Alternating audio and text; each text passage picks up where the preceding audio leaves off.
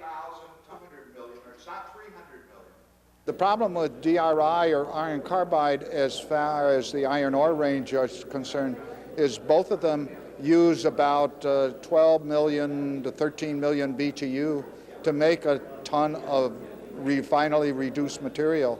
And that gas cost is a big, important component of the total cost. You forget it, there's another $3 to $5 a ton in cost. Developing a process to blow this under the process is called a chemistry, for use familiar with chemistry, exothermic reaction, where actually we generate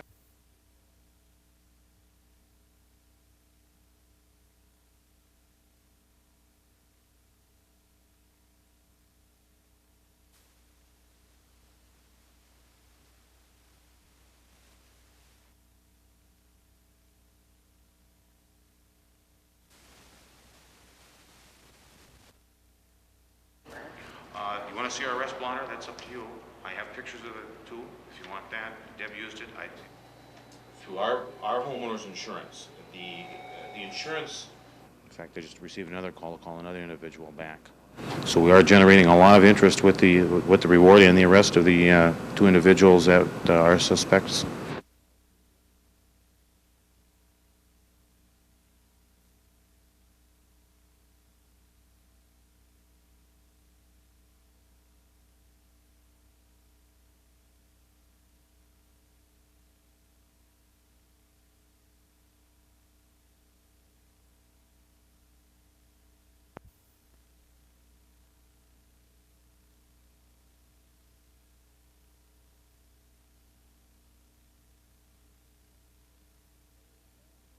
For those of you who might not know me, I'm Woody Budnick. Last week, the Superior Douglas County Chamber of Commerce announced a partnership with the Superior Police Department in an effort to convict the person or people responsible for a 2-year-long rash of escalating vandalism to community businesses. They said they believe one person is responsible for committing or paying others to commit up to 300 acts of vandalism in the Superior area, costing local business people over $30,000. Authorities claim they know who the person is who's committing the crimes, but they haven't been able to prove it. Anyone who has crossed this individual that we suspect is generally the subject of the vandalism. As the law enforcement officers, we have not seen this happen, and we have had no one come forward to give us any information.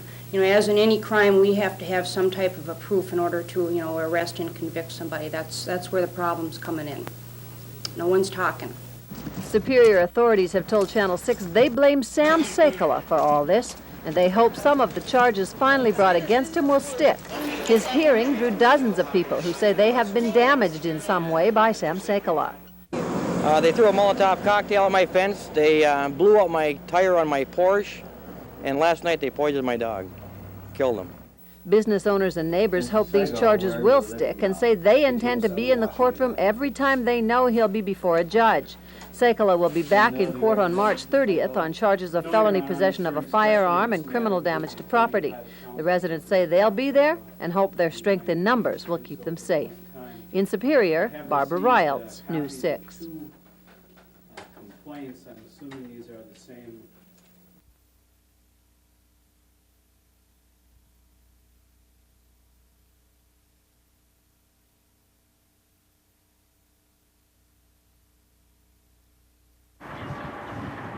After 8 months and 1,300 feet of some of the hardest and oldest rock on the planet, the Silver Cliffs Tunnel was daylighted with 700 pounds of dynamite.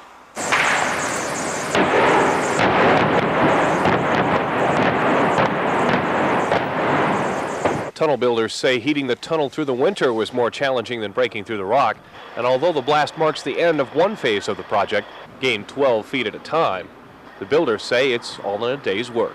We've all been involved with these before, and it's not a big thing to us, but it's a hole through. Now another process starts. The next process is to blast through the entire tunnel again to remove the bottom half of the hole, but that's easy work compared to the top half, a job done with amazing precision. We will have to verify what the actual control will be, but I would expect to be well within an inch sideways, within an inch lengthwise, and within an inch or less elevation-wise. Although today's blast was routine for the tunnel builders, it's an economic and transportation breakthrough for the North Shore. Already, the massive engineering endeavor has been nicknamed the Gateway to the North Shore, welcoming tourists and their wallets to northeast Minnesota. The project is running ahead of schedule, and as for traffic moving through soon, there is a light at the end of the tunnel. Near Two Harbors, Derek Hines, News 6.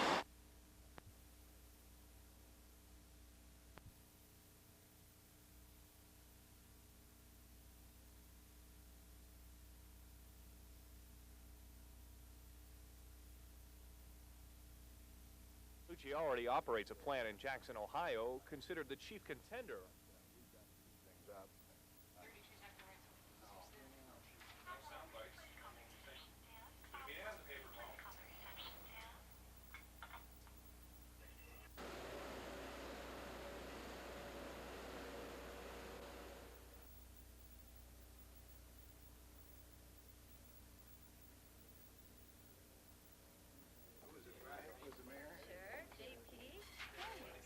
These negotiations still come down to, once there's a tentative agreement, they all have to be approved by various public boards and commissions, and that's always some additional hoops that you hope to get through, but every once in a while you get thrown a curve.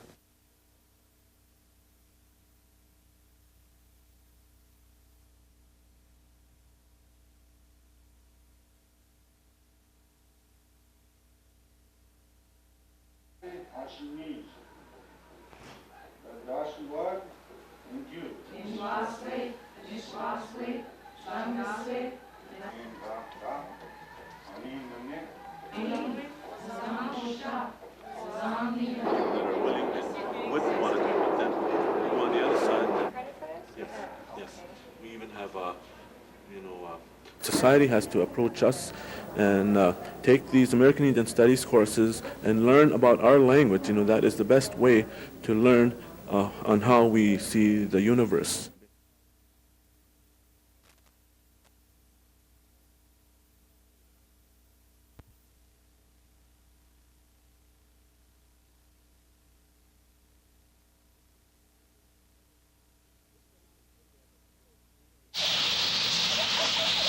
This dramatic video of a killer tornado in Andover, Kansas 2 years ago shows us just how terrifying these forces of nature can be. Severe thunderstorms often spawn tornadoes, causing death and destruction along their path. Tornadoes are more common in areas like Kansas, Oklahoma, and Texas, but too many Northlanders don't seem to realize that tornadoes can also strike close to home. A lot of people think because we live near Lake Superior that Lake Superior doesn't allow tornadoes to happen in this area. A lot of people think just because we live in northern Minnesota and northern Wisconsin that tornadoes just don't occur. Or it's not flat enough, or there's too many trees. People come up with a lot of reasons, but unfortunately that's not true. In fact, last summer alone there were 4 tornadoes in northeastern Minnesota and 4 in northern Wisconsin. Many go unnoticed and unreported in our area's sparsely populated regions. But the threat of killer tornadoes is very real, and that's why Tornado Awareness Week is important, to help people prepare for the storm season ahead. And the safest place to be when a tornado approaches is still down low. If you're in your house, the best place to go is in the basement. And when you go in the basement, either go under the stairs or under a heavy workbench. This Thursday afternoon at 1 o'clock, a mock tornado warning will be issued to help authorities test the system. Officials hope the tornado drill will prepare everyone for the possibility of the real thing. In Duluth, Carol Hall, News 6.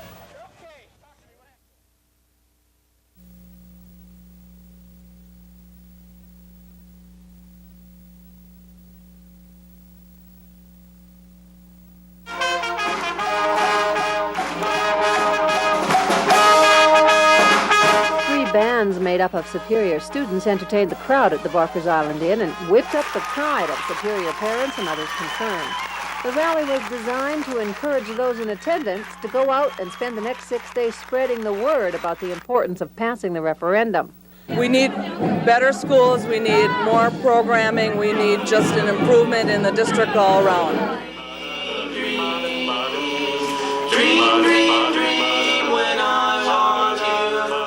The district's dream is to replace 3 elementary schools and expand Superior Senior High. And they say the plan will save money in the long run. You know, that's what's so important to get out in this, that it will cost less to build new schools than it will to remodel old schools.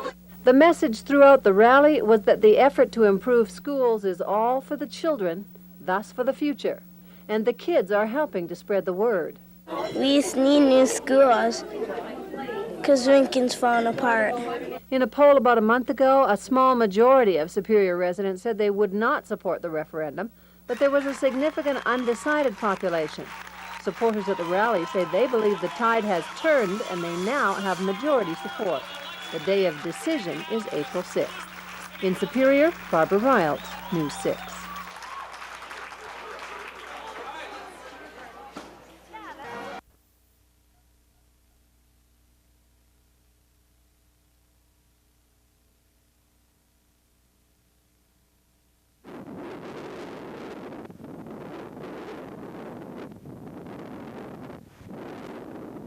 This is anything like the Edmund Fitzgerald was when it went down.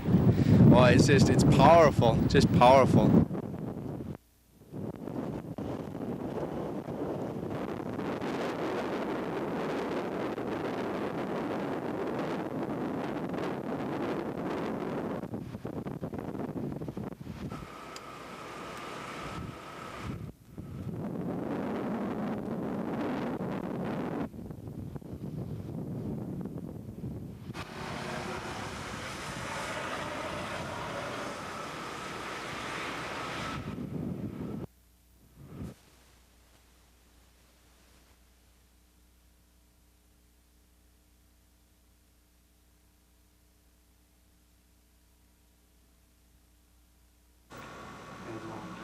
So just you need to be able to be different protocol myself. I see. So I have. And the Parent Advisory Committee's statement of goals and objectives is to enhance, monitor, evaluate American Indian language and culture in the Fond du Lac Ojibwe School. Okay. That's our goal. That's been set by the Superintendent of Education since our coming into being.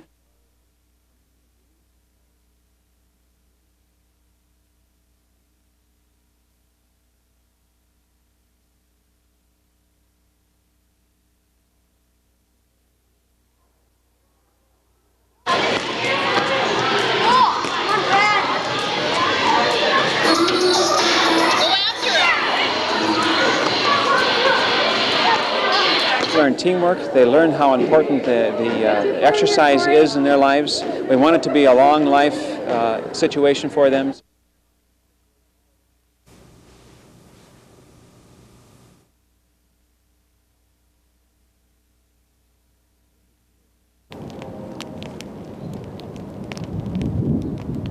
It's early spring, and that means fire season.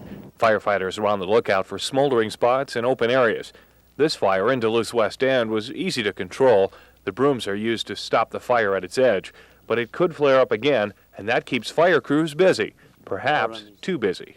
It isn't that we hate the work or that. It's when we're out of service up here doing this, there could be a medical on the West End or a fire that we're not going to be responding to. The problem is the fires start quickly, reignite after being put out, and several can burn at once.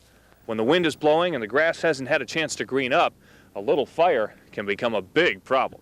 Are the people burning in burning barrels or burning brush piles or leaf piles, and they presume they're fairly safe when a small wind comes up, and before you know it, it's out of control or out of hand. Both Minnesota and Wisconsin are again requiring permits for all outdoor burning. The permits are free, well worth the cost to keep grass fires under control. In Duluth, Derek Hines, News 6.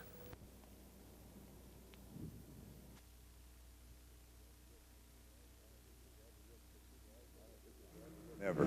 I don't think it will ever will, because people always have something to talk about. Yeah. Remember the day back in 1993 when the Virgin Mary showed up in Kettle River, or was supposed to show up in Kettle River. Billy Masters owns the only gas station and public restroom in Kettle River. In this town of 174 people, he's been the unofficial checkpoint for the believers, the curious, and the news media. When we talked with Bill, the potato chip man was loading up his store rack for this weekend. Bill says more food and facilities are on the way. But we are going to be getting a few satellites, hopefully delivered soon. Until now, about the biggest gathering in Kettle River has been Ma and Pa Kettle Days, which draws 4,000 people. This weekend, some are predicting nearly 100,000 visitors seeking miracles at the cross erected in a nearby farm field. Last year, Steve Marino claimed the Virgin Mary told him to build a chapel in this field, sparking a small pilgrimage. Marino's messages from Blessed Mary were printed in pamphlet form, distributed across the nation. At that time, the Duluth Diocese mounted an investigation which concluded the messages were not of divine origin. At this point, it is not prudential to put faith in these happenings. Faith is not to be equated with simply the abandonment of all reason. That is not what we would constitute as faith. Last year, the diocese said the messages required a sign or confirmation, which was not verified. As a result, it called for an end to the distribution of messages and forbade religious ceremonies at the field. Yesterday, I spoke with Earl Nett, the president of the nonprofit group that owns the field. He says they are following the church's directives. His organization stopped sending out the Blessed Mother's messages received by Marino, and they have stopped taking donations. As for the construction of a chapel, Nett says it won't happen without permission from the Catholic Church. When asked about this latest message claiming an appearance by the Virgin Mary Easter Sunday, Nett responded by saying the Catholic Church has asked for a sign and God will deliver the sign Easter Sunday. Let this event happen, he said. It will reveal a tremendous amount. Nett says he doesn't know why God chooses people as messengers, saying they themselves didn't ask to be chosen. Those are just a few of the questions this week in Kettle River as this small town prepares for Easter Sunday, a day they hope will bring some answers to this year-long mystery.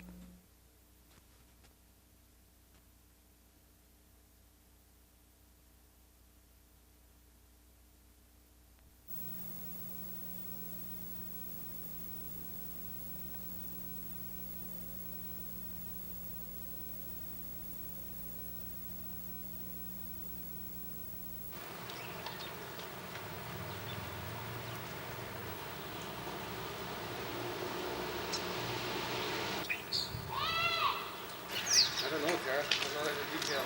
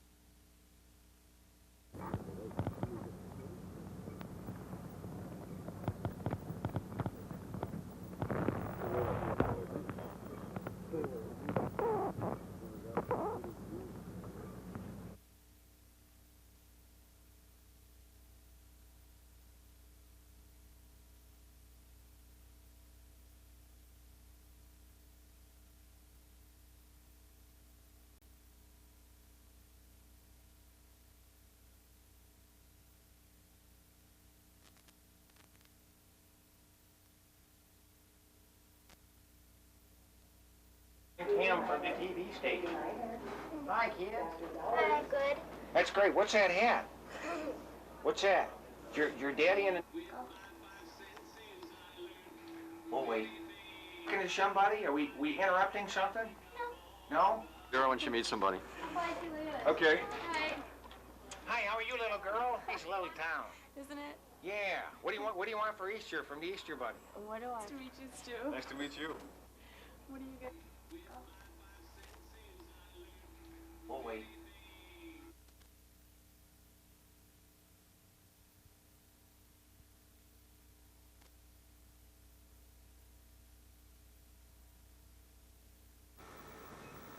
It looks very much like a video camera, light beam detection device. It sends up. The radar has a wider beam and it will pick up several vehicles at a time if you have a very congested area, where the laser has a very narrow beam, plus it picks up the vehicle and registers its speed much faster. Take the trigger once at whatever I want to measure, and it gives me the reading. Still some questions with the radar, depending on which report you read. Some say that it's not clock one car at a time, but we could do several in a row if we had several chase cars to pull them over. Same as with as many tickets. What is the cost of a speeding ticket? It varies from how fast you go, and they start at $69 and go up. Do officers have concerns about the safety?